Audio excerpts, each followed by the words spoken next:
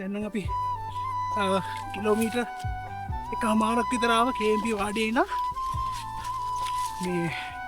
දැන් අපි යන්නේ නේ කන්දක් මුදුනේ අර දෙපැත්තම බෑවුම පොඩි පාරක යන්නේ අම්මට සිරි වෙනවා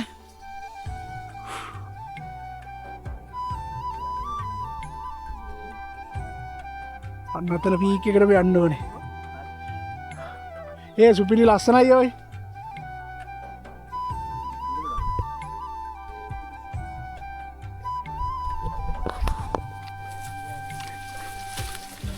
මේ පරිස්සමේ යන්න තියෙන්නේ ඒ පට්ට ලස්සනයි බා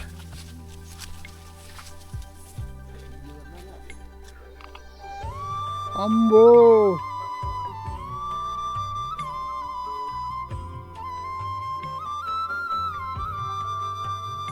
අර පේනවද යන්න දින පාර අයිනෙන් බෑමෙන් ඔහොම මුඩට යන්න දෙන්නේ පිස්සුවක් ඈ